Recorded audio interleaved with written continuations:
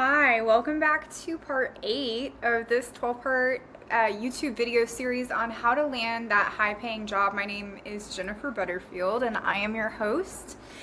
And today's episode, I'm going to be talking about building an online professional brand. And I am very excited about this because this is something that I recently started, but I've been doing over the course of probably the past at least 12 years via social media and with my name. And I've had a great amount of success with it. And so as we continue to embark on the digital age in 2023, as a millennial, a younger version of the millennials, because there's two parts, right? Like the older and the younger. And I'm right in between the older millennials and the Gen Zers. I like to call that gap like the Zillennials. And I feel really excited about where technology is headed, and with the increased use of AI and how we're seeing a lot more jobs becoming streamlined using AI and automated technology. It's going to become increasingly more important to brand my name and my professional profile online. And so I want to talk a little bit about kind of where we are in the series first. And so if you've been with me since the very beginning, we started out with doing an introduction and we set some goals, and then we started talking about crafting an outstanding resume and moved into negotiation tactics and building a cover letter utilizing AI and interviewing skills, and it has just been so wonderful. And we have 4 more episodes after this part to go. And so I'll get right into the online professional brand. What does that even mean? Okay, so when I think of launching a platform, I want to coin my name. Like, I want people to think of me when they hear the words Jennifer Butterfield, and I want them to associate certain things with my name. And so I've launched a personal finance platform, and one of the things that I've used as my company name is Trial by Jennifer. And some people were like, what does that even mean? I know your name's Jennifer, but so FIRE is an acronym that stands for Financial Independence, Retire Early. And it's a whole movement of people who are cutting expenses, increasing investments, always looking for the best return on their investments, and most importantly, maintaining steady income, if not increasing it each month. However that might be. Maybe it's a bi-weekly salary or a multiple side hustles, you name it. So there's all these different elements to the principles of FIRE, and ideally getting to a place as soon in life as possible where work can be optional. And we can actually calculate the amount of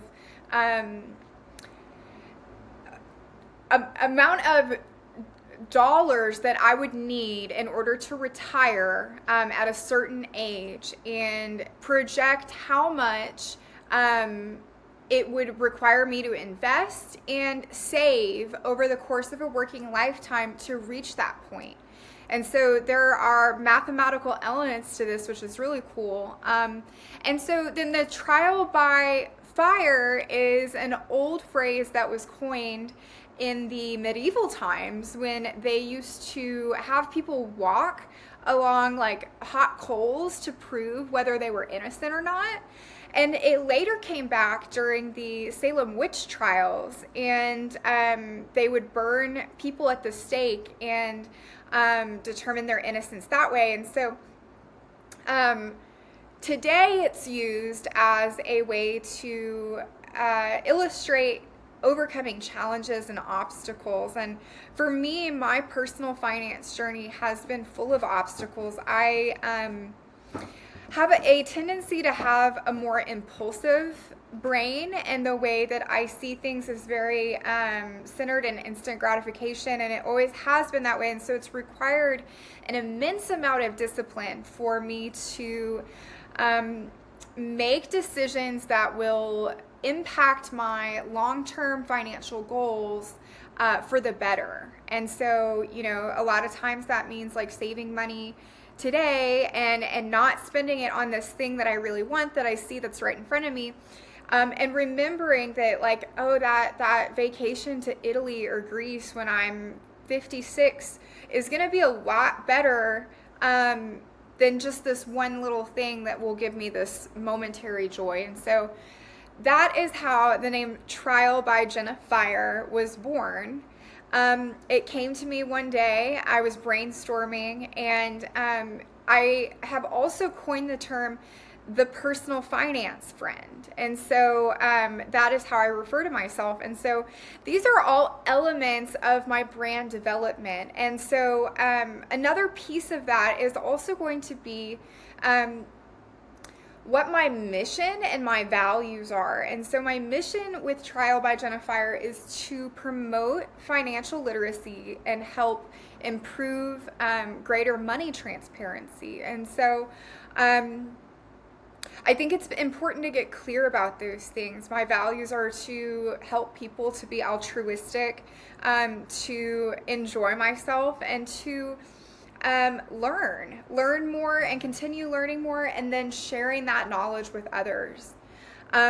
Honesty, integrity, transparency, all of these are elements of my values.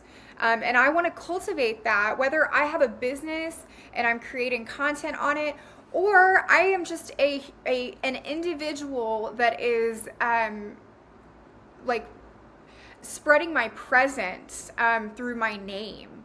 And so let's talk about the different types of social media platforms that are available to fundamentally create this professional online brand. And so one of them is probably the most notable, and it is the LinkedIn.com account. And so if you do not have a LinkedIn account, go make one right now. They're super easy to make. I know a lot of people will put this off and they'll say, oh, but everybody has all these connections already. I feel so behind, or all of these things that are completely irrelevant. We all started somewhere. So when I had co-founded the business club at my community college, the Future Business Leaders of Austin, we hosted a workshop in our semester club meeting on creating a LinkedIn profile. And I remember all of us were like, man, I can't wait until I have 500 connections on here. And it felt so impossible, but it happened gradually over time, and slowly but surely, we just started with updating the URL, so that can be done on the profile homepage once you've got the actual account set up and linked to an email address and gotten that email to verify your identity with LinkedIn. You can shorten the URL so that it is just your name. And there's a way to do that on the profile of the there's a way to do that by editing your profile URL. And you can see that on the Editing My Profile homepage. It'll be up in the right-hand corner. And adding a professional photo. So let's talk a little bit about that. I think it's super important to have a headshot that you feel confident in. And this doesn't have to be like a professionally captured $500 an hour headshot. This could be you putting on your best and looking and feeling confident and standing up to some white wall that is well lit with a decent quality iPhone camera and taking a couple of photos. And really, with a headshot, you want to be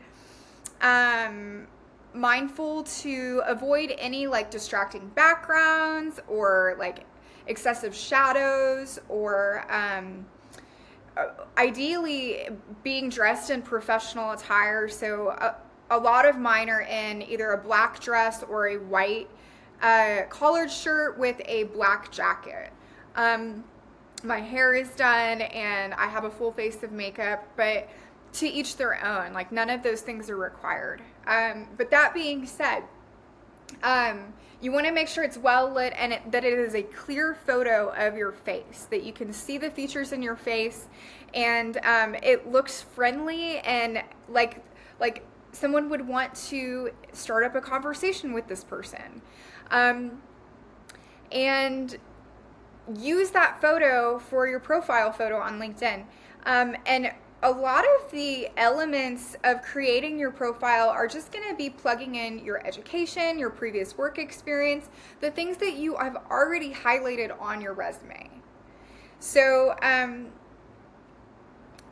implementing those and then saving the profile, and then it will oftentimes provide you with different suggestions of who you can connect with that you already know. A lot of times LinkedIn will import contacts from your email address that you've linked, or your contact list from your phone book, and you can use these to send people connection requests. And even if you only have like 8 to start, as you go through your professional networking or go to college or go to a work event, you can go and find those people on LinkedIn and connect with them there, and eventually it will build in terms of a network. And so do not be discouraged, just get started.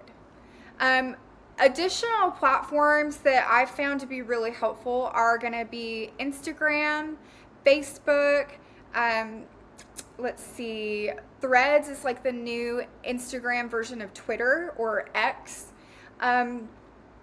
There is YouTube, which I think YouTube is a fantastic platform. Not only are you able to monetize, it is a very, very competitive market, but that being said, there is so much that people can learn from publishing YouTube videos and making them informational.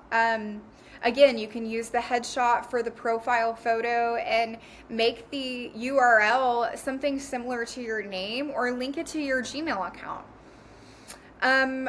Instagram is mostly focused on photographs, and so whatever it is that you would like to let employers or colleagues or professional peers in your network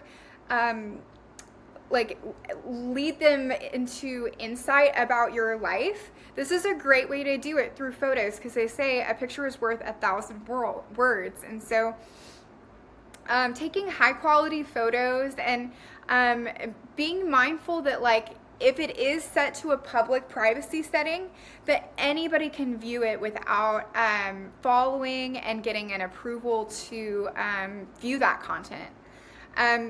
Also, with a common thread amongst Instagram and Facebook and TikTok and YouTube are these shorts or reels that someone can create in the app, in the social media app, and use as short clips to produce content to talk about whatever it is that you want to portray yourself in a certain light. So for me, personal finance, but I've seen people do it with lifestyle or a number of other different things, whatever your niche is. Maybe it's you want to go into accounting, and so you provide little tidbits about your life as you move through the accounting world. Or maybe you are a doctor, and so you can share information about what you're learning in med school. Or maybe you're waiting tables and you can create good content about different ways that you have increased customer satisfaction or handled difficult situations with certain tables. So there's a number of different things that you can consider, and there's different formats for it as well. And I'll get into the analytical part of content creation. And so when I'm creating an online professional brand for myself, I want to be mindful about what my audience is and who my audience is. What are the demographics? And so one of the things that I found to be really helpful is creating avatars. And so I will create maybe 4 avatars of different people who I am stepping into their shoes and saying, okay, I'm now this new avatar. I am watching my own content from the viewpoint of being this avatar. And so, for me personally and my brand, I've done like a 22-year-old female who is just out of college, and she values X, Y, and Z. And she likes to do this and that and the other on the weekends. So go to the bar, or she, enjoys going out to a brunch on Sunday with her friends, or binge watching Netflix at home, or going to the gym. And so I create this idea of who this person is, and then I do research on what it is that they like to do. So I use this information in these analytics to drive my content to speak directly to this individual or person, knowing that those people are a part of my audience. And I've got this other guy named Fred who's 35. He is an eligible bachelor. He is not planning on settling down anytime soon. He is on the up and up with his career. He's about to make partner. He is driven and has a very solid foundation in terms of his investments, his expenses, and he has a solid income. And he likes to date. He's not in a committed relationship, and he likes trying new restaurants and traveling. And so these are all elements of okay, well, how can I speak to that person? And I asked myself, okay, well, what are they scared of? And this is a really interesting question to ask myself. Okay, if I were this person, my avatar, Fred, this guy, what is he scared of? And I found myself arriving at the place of, well, he's scared of not succeeding in his career. Maybe he's scared of dying old and alone. Maybe he is fearful that he won't live up to his father's expectations. Or maybe he is scared of intimacy. All of these are elements that I can speak to when I'm creating my content to target that pain point, so that I can create this connection and this vulnerability element to my content, and ideally draw people in to continue to view the content, and ideally come back to view it again and again and again. So yeah, that's another element of analytical data when it comes to creating an online professional brand, is looking at the different views and different types of engagement online. And so when I'm on Instagram, if I go to the Reels portion of my profile or anyone else's profile, it will display how many people have viewed each one of those Reels. If it's a post, I can go to the post and it will provide me a blue link that says View Insights. And I can click on that and it will break it down to how many people are following me, how many people are not following me that have seen the post, how many people have liked the post, and how does it compare to other posts that I have made. And so I can determine what exactly the best, most highly engaged content is on my profile on any platform. This is true for YouTube as well. So in YouTube Creator Studio, you can go to Advanced Analytics, and we'll do a whole completely different video series on doing analytics for each of these platforms coming up in the future. But looking at what's performing the best and how can I recreate that. And so there are a lot of different formats to do videos. I can do one where I'm just displaying content that's written, informational content, and put clips together of my life or things that I'm doing. And I can add audio to it. Another way to create a video is to speak directly to my audience. And there are a lot of different tips and elements that is not necessarily my expertise, but I love watching the content about people who help others grow their social media following because it's so beneficial. I mean, they talk about like the millennial pause. So like at the beginning of a video, hi, welcome. And so they pause right at the beginning of the video. And apparently that increases viewership.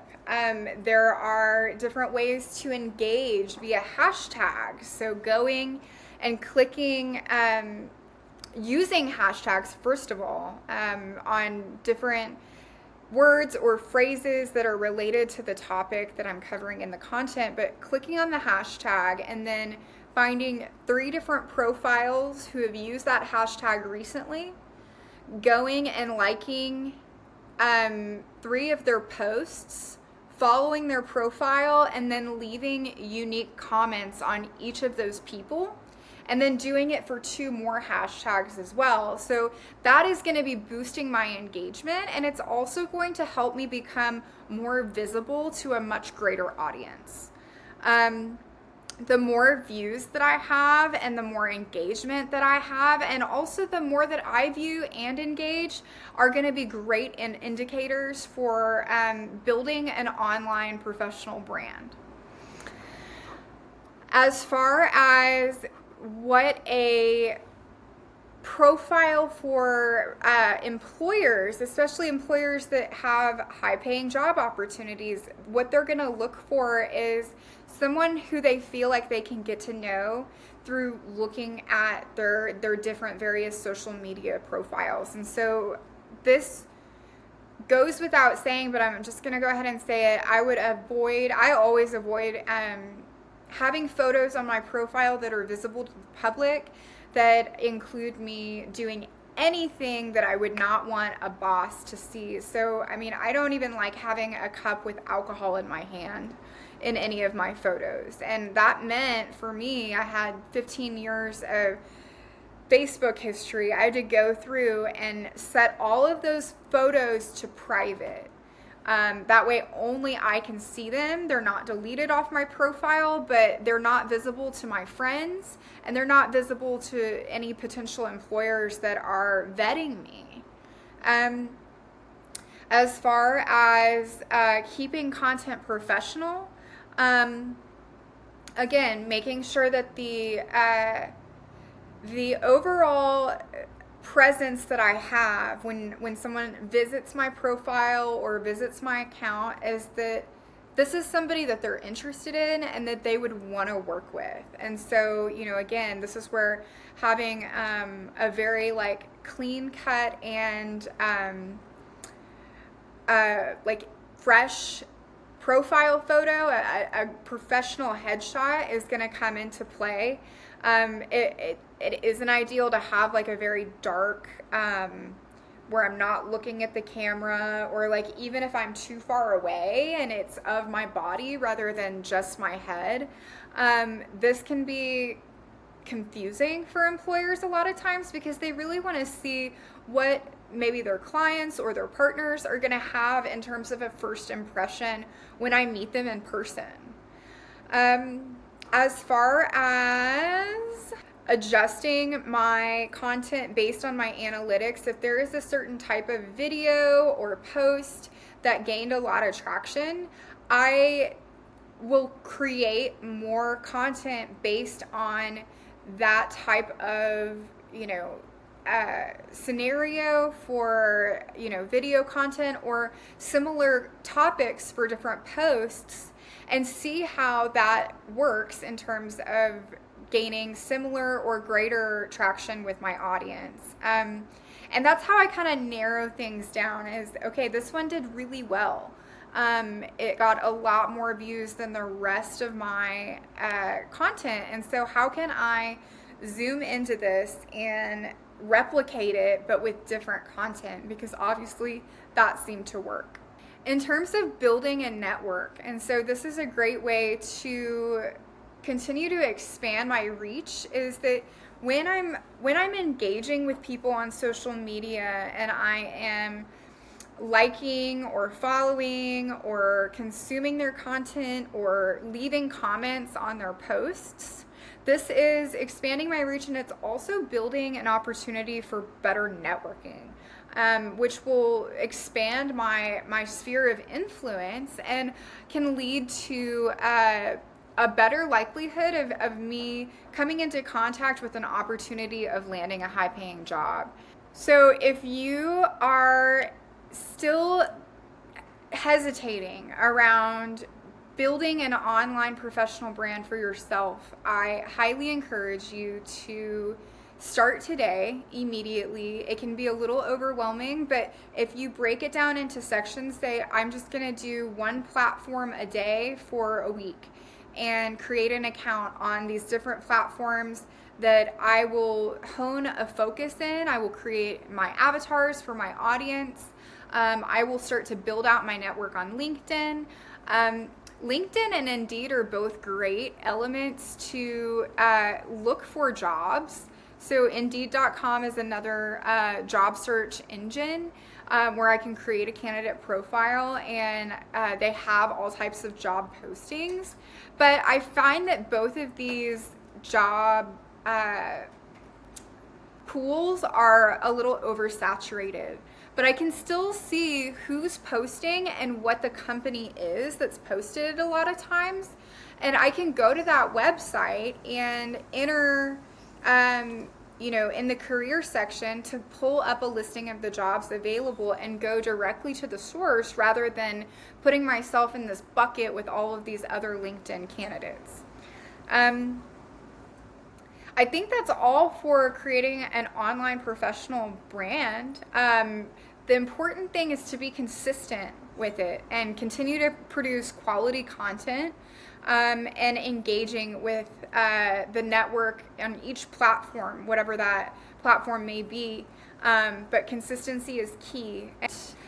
And next week I will be covering part 9 of this 12-part series on selecting quality roles with fantastic companies. And so we're going to talk a little bit about how to identify a company that I would want to work for, and looking into how to vet and find reputable companies, how to search what other employees think about working for those companies, and how those might differ from location to location, as well as rounding out different ways to identify a good work culture that I would fit into and that would be beneficial for me.